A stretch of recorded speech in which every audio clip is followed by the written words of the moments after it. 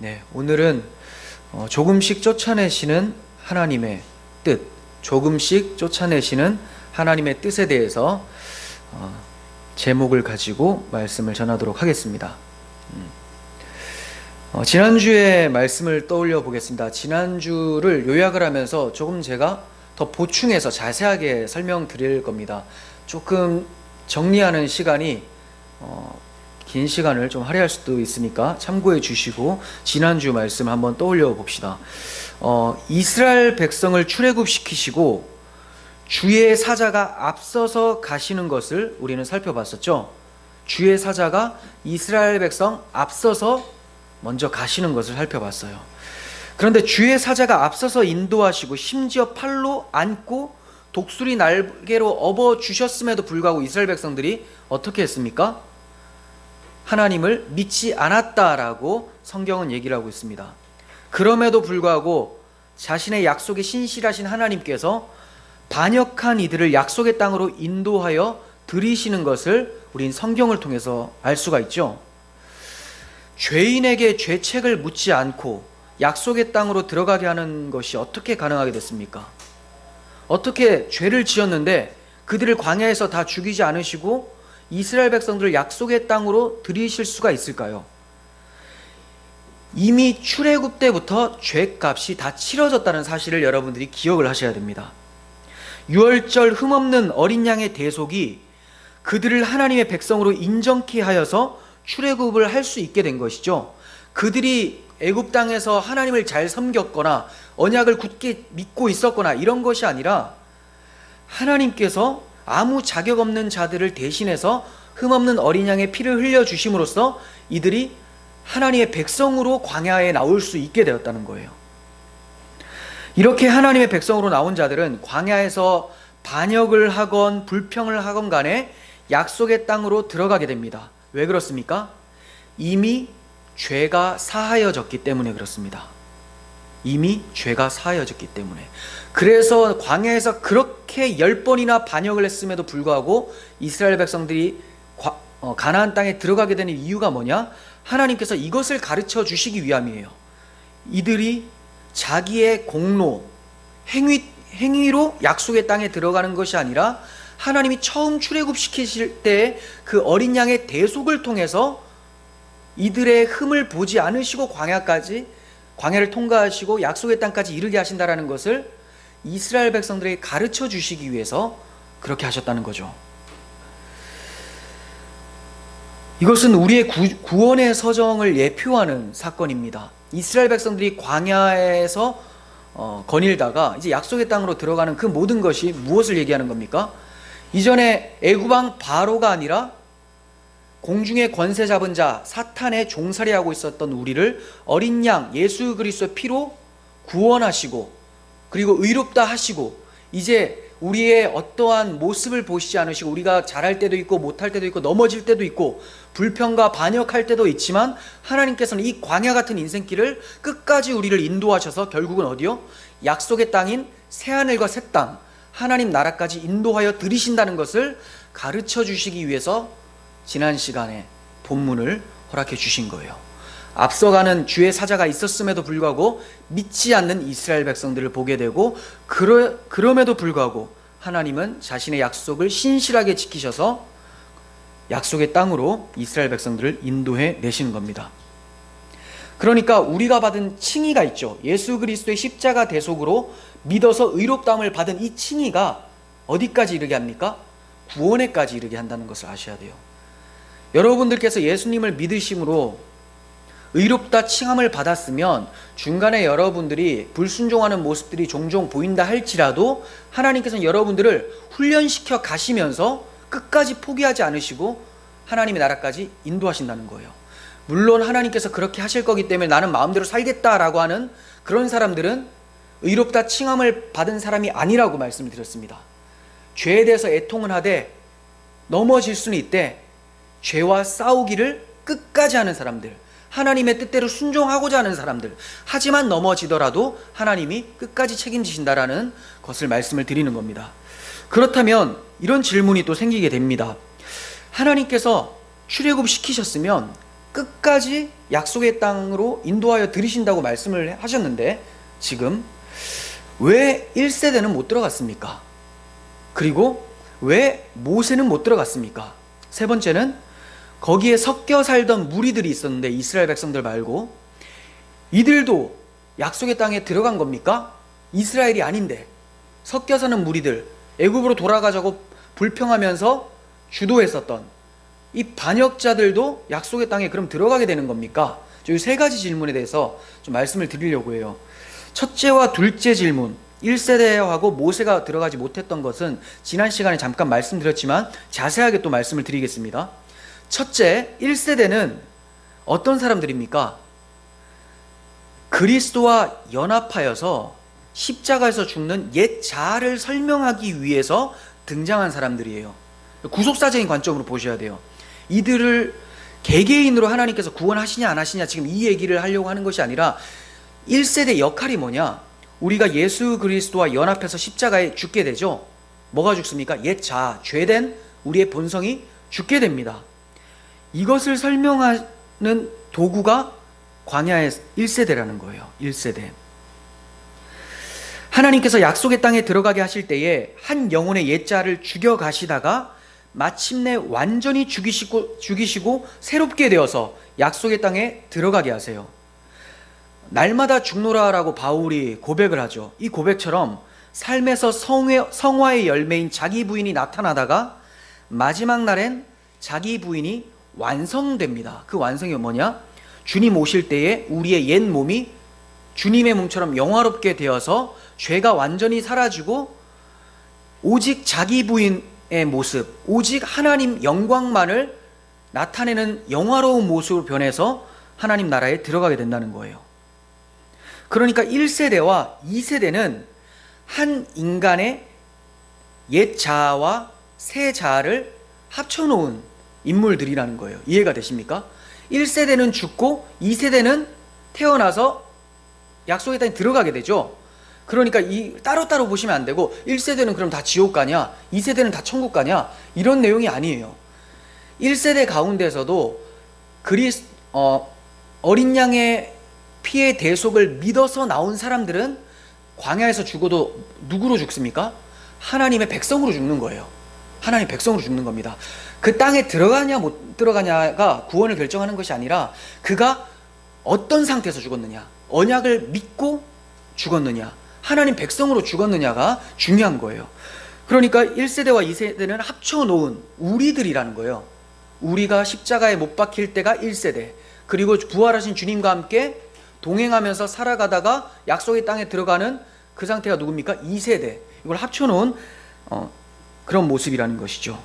그래서 1세대가 비록 약속의 땅에 못 들어갔다고 해서 하나님 백성에서 탈락돼서 구원받지 못했다라는 것은 아니라는 겁니다. 그러면 히브리서 3장 때문에 혼란스러워할 수가 있어서 조금 곁길로 새지만 이걸 좀 추가로 말씀을 드리려고 합니다. 히브리서 3장 17절 보시면 이런 말씀이 있어요. 제가 이걸 왜 말씀드리냐면 여러분들 혹시나 이걸 보시면 목사님이 틀렸지 않나 라고 하실까봐 미리 제가 꺼낸 거예요. 히브리서 3장 17절을 보시면 또 하나님이 40년 동안 누구에게 노하셨느냐? 그들의 시체가 광야에 엎드려진 범죄자들에게가 아니냐? 지금 1세대를 얘기를 하는 겁니다. 또 하나님이 누구에게 맹세하사 그의 안식에 들어오지 못하리라 하셨느냐? 곧 순종하지 아니하던 자들에게 아니냐? 이로 보건대 그들이 믿지 아니함으로 능히 들어가지 못한 것이라, 이렇게 얘기를 하고 있죠. 그럼 1세대는 다 지옥에 간 것처럼 마치 느껴지잖아요. 그런데 여러분, 히브리서 기자가 이 본문을 쓰면서 무슨 의도로 쓴지를 아셔야 돼요. 무슨 의도로. 1세대 다 지옥 갔다, 여기에 초점을 두려고 하는 것이 아니라는 거예요. 1세대의 구원 여부에 초점이 있는 것이 아니라 우리의 구원을 점검하기 위해서 출애굽 사건을 인용했다는 거죠. 여기서 강조하는 바는 우리의 믿음입니다. 이 믿음이라는 것은 보세요, 순종해서 구원받는다는 말이 아니라 오직 믿음을 얘기를 해요. 순종해서 구원받는다, 이건 뭐예요? 행위구원이죠. 근데 믿어서 구원받는다라는 것을 지금 히브리서 기자가 얘기를 하는 거예요. 그런데 히브리서 기자가 갑자기 왜 순종을 얘기를 할까요? 여기 순종 나오죠. 왜 순종을 얘기합니까? 참 믿음은 그리스도의 믿음이 전해진 것이기 때문에 반드시 그리스도의 순종이 열매로 나온다는 것을 강조를 하는 거예요. 순종으로 구원받는다가 아니라 진짜 믿으면 구원받는데 그 구원의 여부와 상관없이 진짜 믿음은 그리스도의 행위를 나타내게 된다, 열매로. 이렇게 얘기하는 거죠. 이해가 되십니까? 참 믿음이란 누구의 믿음이에요? 우리에게는 믿음이 없어요. 그리스도의 믿음이 밀려와서 성령께서 이 믿음을 가지고 가게 하세요. 그러면 그리스도의 열매, 성령의 열매가 나오죠. 이것을 순종이라고 해요. 순종은 행위가 아닙니다. 믿음의 열매예요. 순종 행위가 아니에요. 믿음의 열매입니다. 그러므로 순종이라는 행위가 없어서 구원을 못 받는 것이 아니라 순종을 열매로 나타낼 참된 믿음을 갖지 못해서 구원을 못 받는다라는 것을 히브리서 기자가 강조를 하는 거예요. 그러니까 너희들 지금 참 믿음을 가지고 있는지 점검해 봐라라는 것을 얘기하기 위해서 이스라엘 백성들의 반역들을 언급하면서 주의를 주는 거지, 이스라엘 백성들 다 지옥 같다라는 것을 얘기하는 본문이 아니라는 것을 아셔야 됩니다. 좀 돌아서 왔지만 1세대는 약속의 땅에 못 들어갔으니까 구원받지 못한 것이 아닌가, 이런 말의 질문에 대한 답변을 정리를 하면 뭡니까? 구속사적으로 1세대와 2세대는 한 인간의 옛 자아와 새 자아를 설명한 것이기에 1세대가 비록 약속의 땅에 못 들어갔다고 해서 하나님 백성에서 탈락되거나 구원받지 못했다는 것은 아니라는 거죠. 어린 양의 대속을 믿고 출애굽한 하나님의 백성은 절대로 중간에 탈락할 수가 없습니다. 자, 그리고 둘째, 모세가 약속의 땅에 못 들어간 건 왜 그렇습니까? 자, 이 질문인데, 모세는 출애굽 어린 양과 같은 역할을 해요. 출애굽할 때 어린 양이 어떤 역할을 했습니까? 대속하는 역할을 했죠. 이스라엘 백성 대신 죽었죠. 장자들이 죽어야 되는데 어린 양이 죽었어요. 모세도 이와 같아요. 모세는 예수 그리스도의 예표라고 우리가 알고 있습니다. 예표. 어떤 예표일까요? 아까는 제가 1세대, 2세대를 한 인간, 즉 우리를 1세대와 2세대를 합쳐놓은 거라고 말씀드렸죠. 우리가. 예수님도 마찬가지예요. 예수님의 십자가 사역까지, 이게 누구냐? 모세 역할이라는 거예요. 모세 역할은 천국으로 들여보내는 예수 그리스도의 부활의 역할이 아니라, 부활주의 역할이 아니라 대속주의 역할을 하는 거예요. 대속주. 물론 그가 화를 내면서 반석을 2번을 친 게 있죠. 그래서 못 들어간 게 있어요. 그거는 모세 또한 대속주가 될 수 없는 예표일 뿐이라는 것, 죄가 있는 인간일 뿐이라는 것을 나타내기 위함이지, 모세의 역할은 예수 그리스도의 십자가 대속을 보여주는 역할이었다는 거예요. 예수님과 우리 옛자가 십자가에 못 박혀 함께 장사됨을 모세와 1세대가 광야에서 죽는 것을 통해서 보여주시는 거죠. 이해가 되십니까? 예수와 우리가 옛자가 십자가에 못 박혀 죽는 것과 모세와 1세대가 광야에서 죽는 것과 같은 모습이라는 거예요. 그렇다면 자기 백성을 약속의 땅으로 데리고 들어가시는 부활주를 예표하는 사람은 구약에서 누굴까요? 모세의 후계자 여호수아겠죠. 여호수아 이름이 예수라는 말입니다. 그러므로 하나님께서 1세대와 2세대를 통해서 한 영혼의 구원 서정을 보여주신 것처럼 모세와 여호수아를 통해서 그리스도 한 분의 구원 사역을 보여주고 계시는 거예요. 이런 측면에서 보실 수 있어야 돼요. 그래서 모세가 천국에 갔냐 못 갔냐 이게 아니라 모세는 천국에 갔습니다. 그래서 그 변화산에 올라가면 마태복음에 17장에 보면 예수님과 엘리야와 모세가 이렇게 영광스러운 모습이 있죠. 그러니까 들어가고 못 들어가고 문제 아니에요.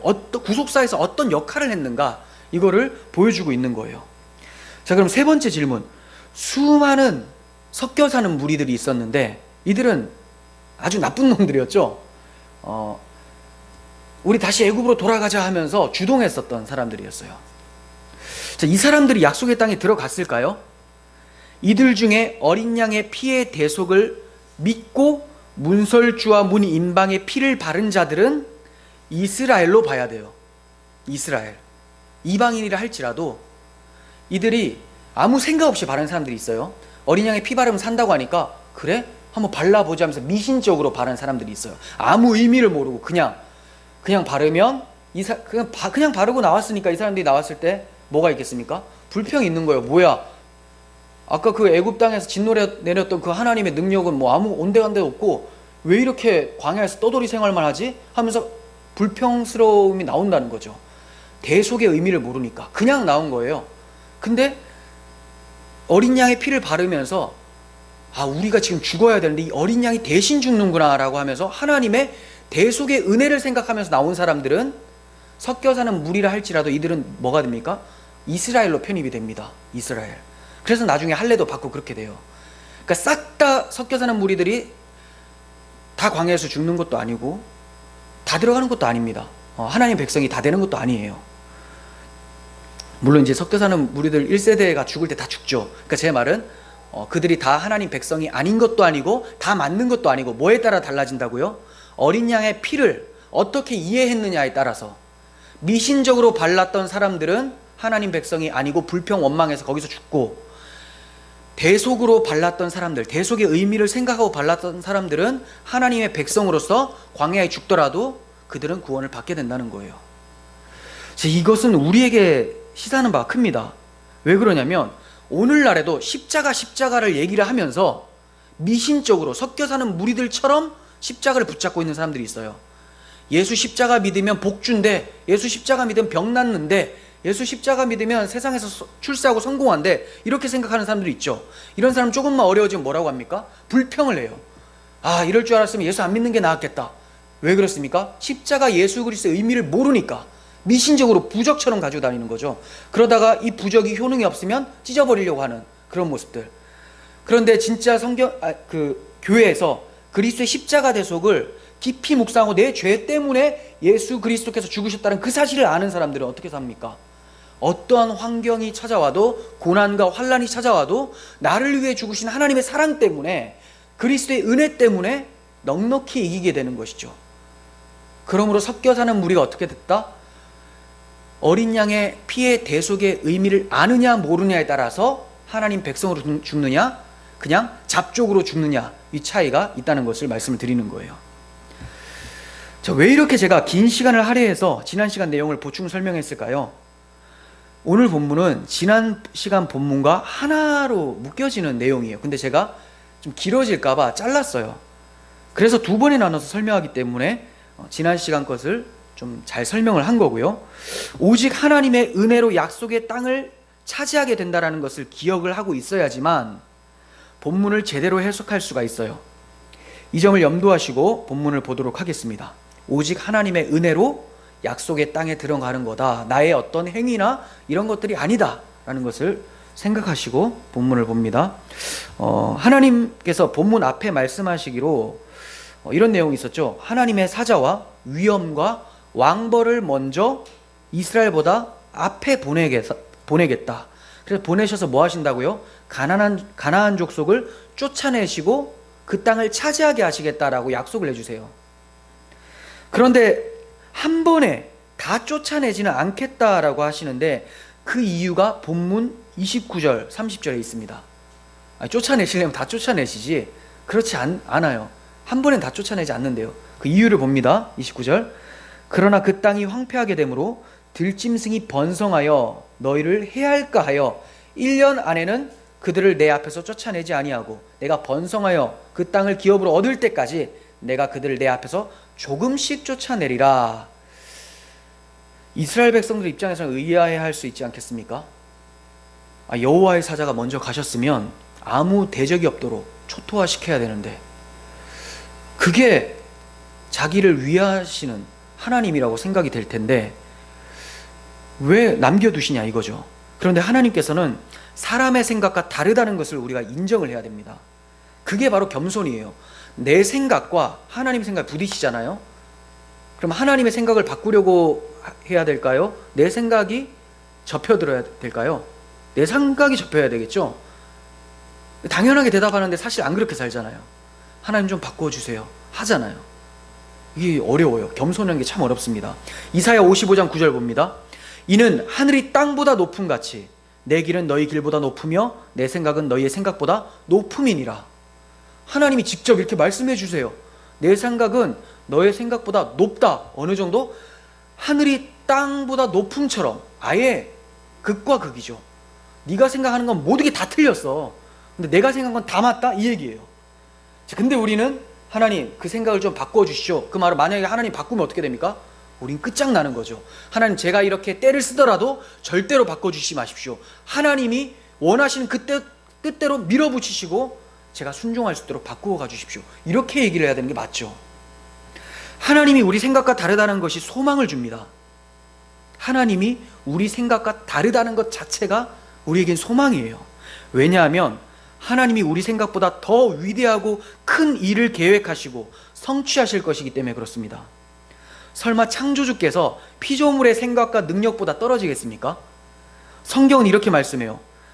예레미야 33장 2절에서 이를 행하시는 여호와, 그것을 만들며 성취하시는 여호와, 그의 이름을 여호와라 하는 이가 이와 같이 이르시되.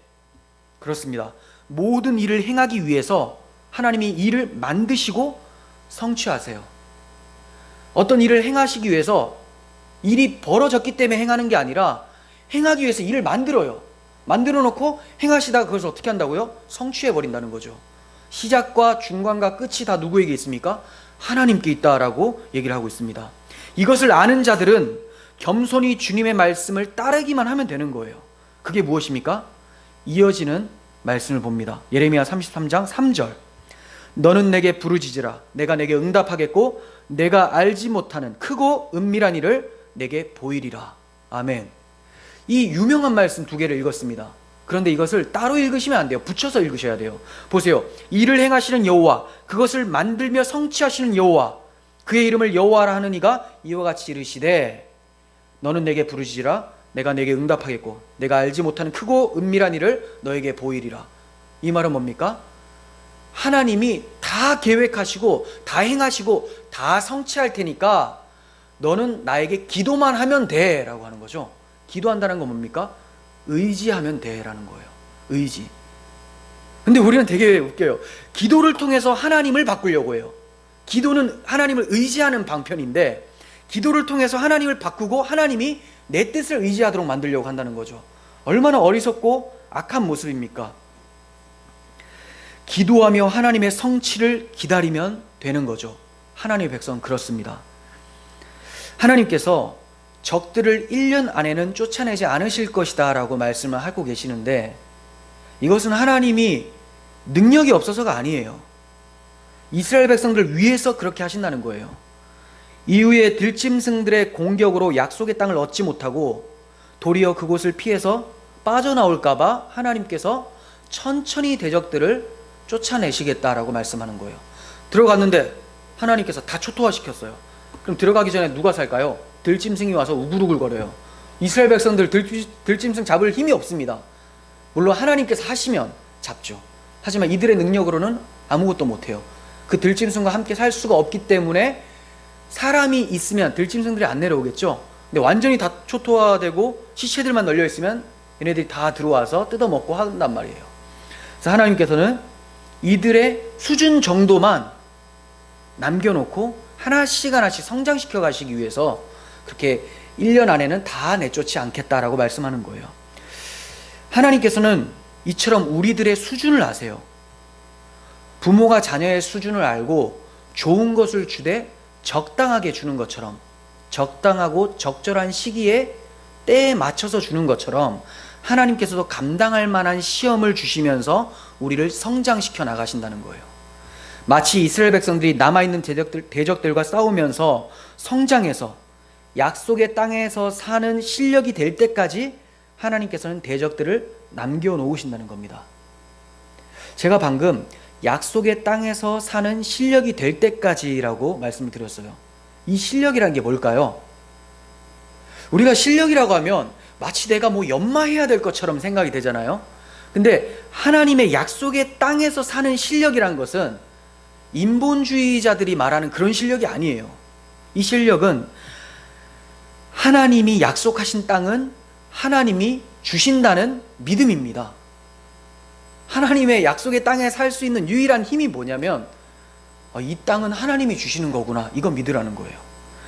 언약에 대한 믿음, 하나님께서 이 믿음을 성장시키시기 위해서 이스라엘 앞에 대적들을 남겨놓으시고 천천히 진멸하도록 만드신 거예요. 여러분, 천국은 그냥 주어지는 것이 아닙니다.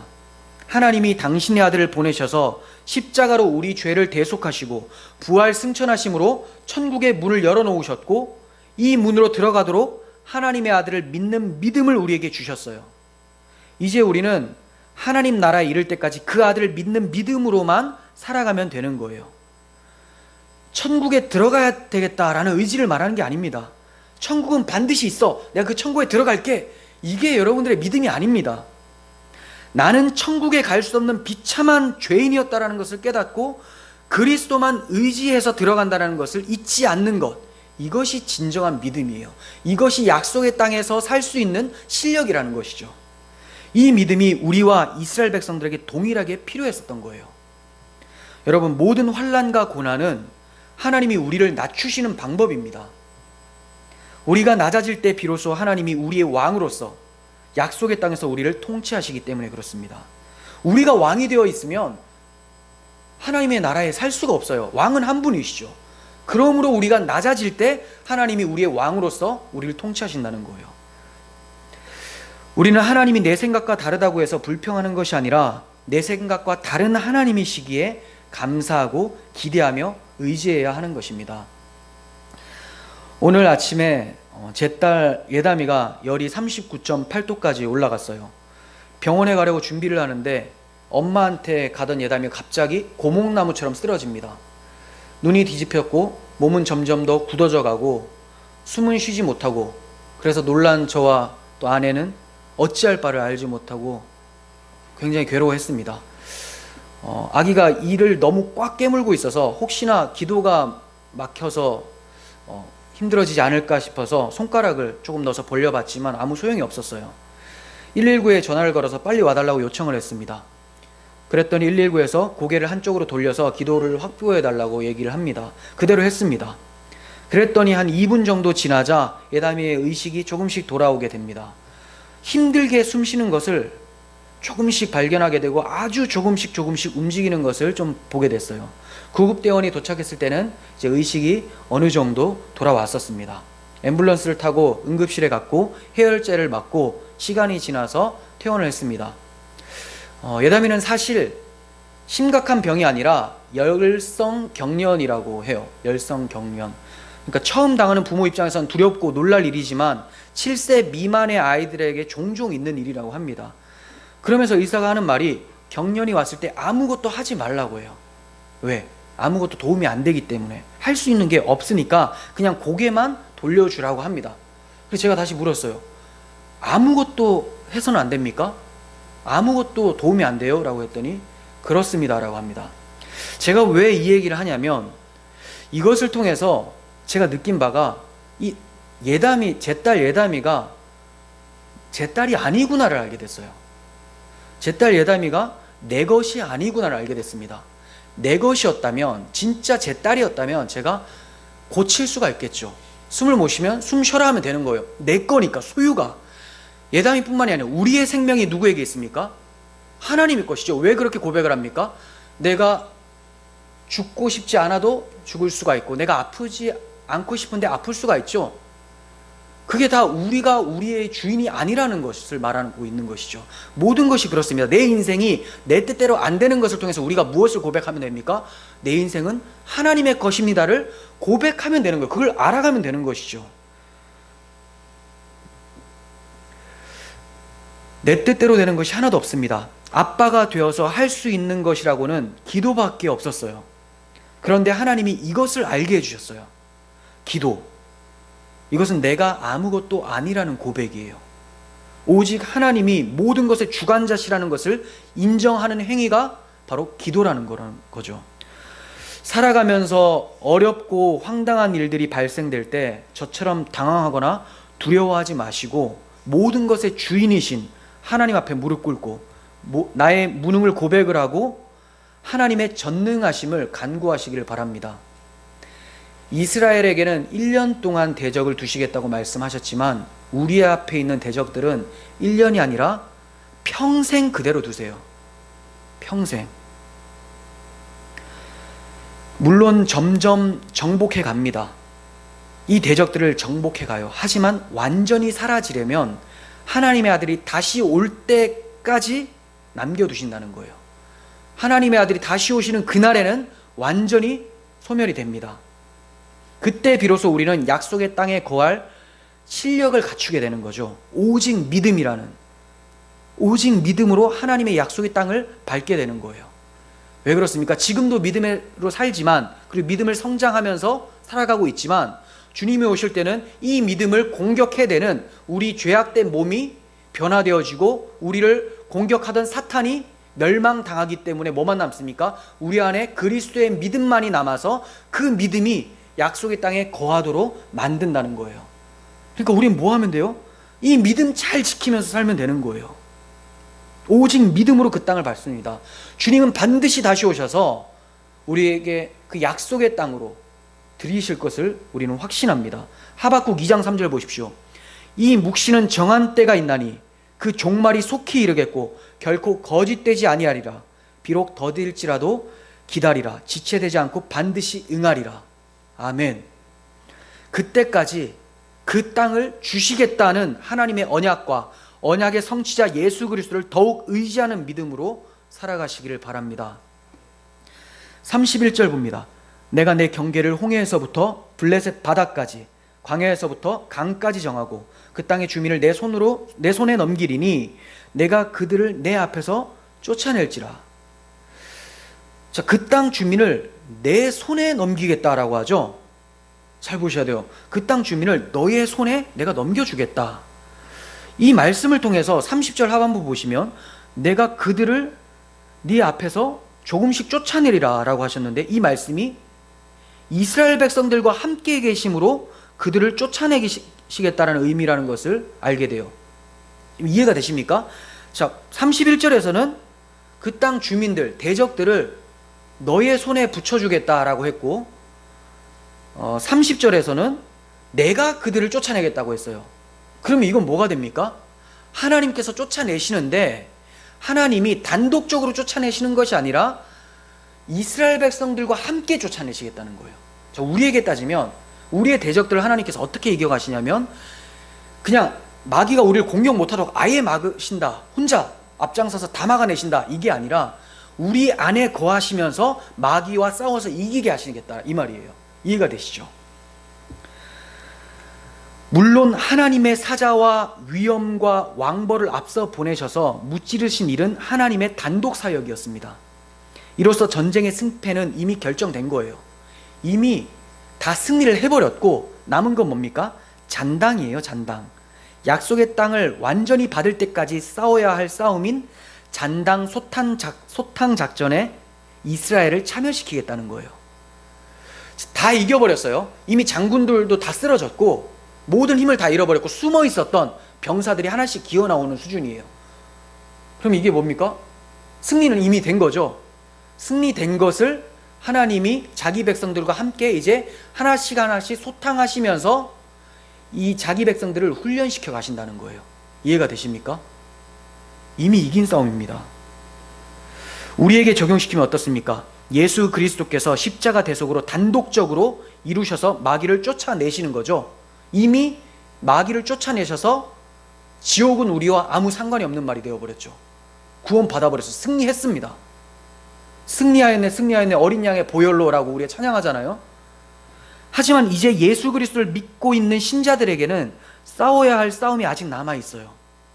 승리는 했지만 남아있는 싸움이 있죠. 뭡니까? 잔당들이죠. 신자들의 몸에 죄의 습관이 아직 남아있기 때문에 이를 십자가에서 날마다 죽는 자기 부인이라는 싸움을 통해서 하나님께서 이겨가신다는 거예요. 이 싸움을 하나님이 우리 안에 계셔서 함께 싸워 가신다는 말입니다. 성령께서. 그래서 내가 그들을 내 앞에 조금씩 쫓아내겠다라고 말씀하시고 이어서 내 손에 넘기리니 네가 그들을 네 앞에서 쫓아낼지니라 라고 같이 얘기하는 거예요. 내가 쫓아내겠다, 네가 쫓아내라. 모순되는 게 아닙니다. 내가 너와 함께 쫓아내겠다, 이 얘기죠. 성화의 삶은 우리 혼자서 용 쓰는 게 아닙니다. 약속의 땅에 들어가는 실력, 즉 예수 그리스도를 전적으로 의지하며 자기를 부인하는 믿음을 통해서 성화의 삶을 살아가게 되는 거예요. 그럴 때 하나님이 대적인 우리의 죄를 쫓아내시는 겁니다. 하나님이 우리와 함께 우리 인생을 이끌고 가신다는 것이 얼마나 큰 위로가 됩니까? 우리를 죄인으로 안 보시고 우리를 아들로 봐주셔서 그 아들인 우리와 함께 걸어가시고 싸우시겠다는 거예요. 죄인과 손잡으시겠습니까? 안 잡으시죠. 그런데 왜 잡아주셨습니까? 자기 아들을 내어주시고 우리를 아들 삼아주셨기 때문에 아들하고는 손잡고 가는 거죠.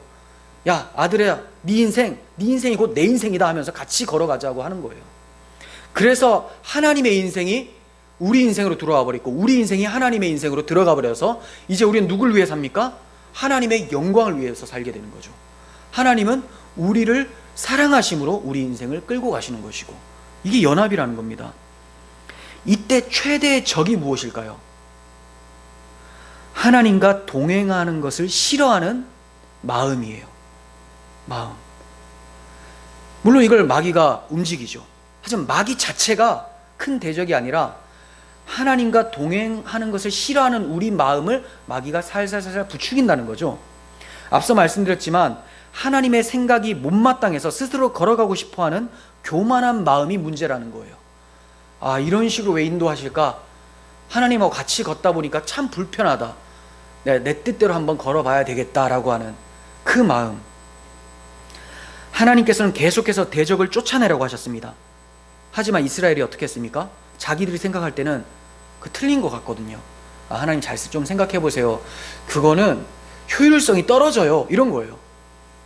좀 남겨놔도 되지 않겠습니까? 얘네들 우리가 잘 관리해가지고 잘 사용할 수 있지 않겠습니까? 이 생각을 가지고 있었기 때문에 쫓아내지 않았던 거예요. 한번 보겠습니다.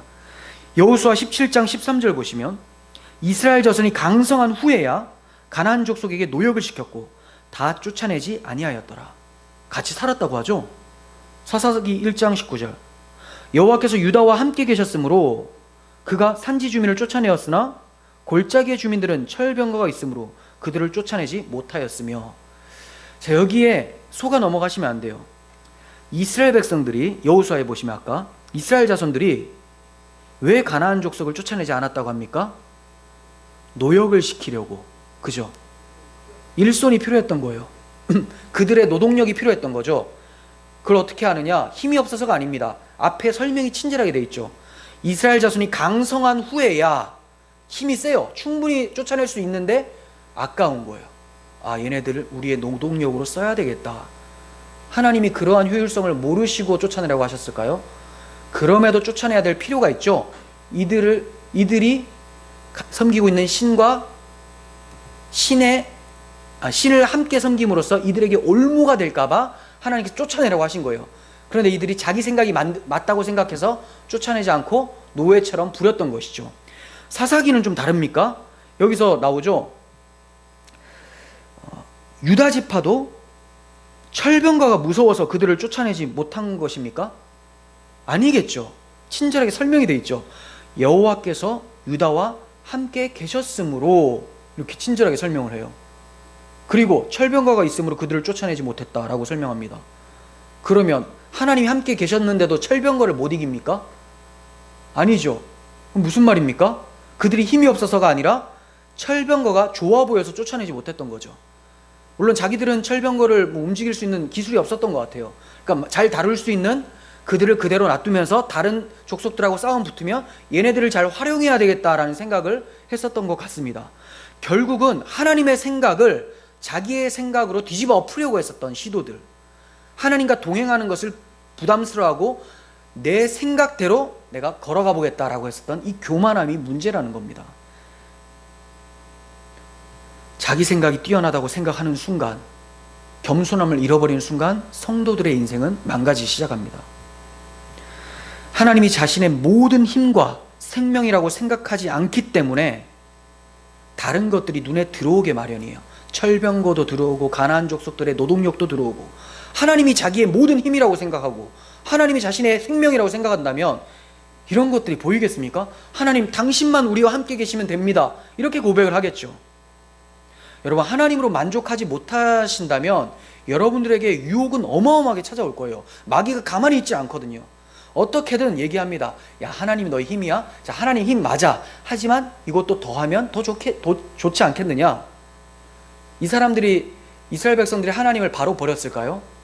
하나님도 섬기고 가나안 주민들과도 함께 살고 철병거도 가지고 있고, 그러다가 가나안 신도 함께 섬기고, 그러다가 하나님을 버리고, 이런 식으로 나오는 거죠.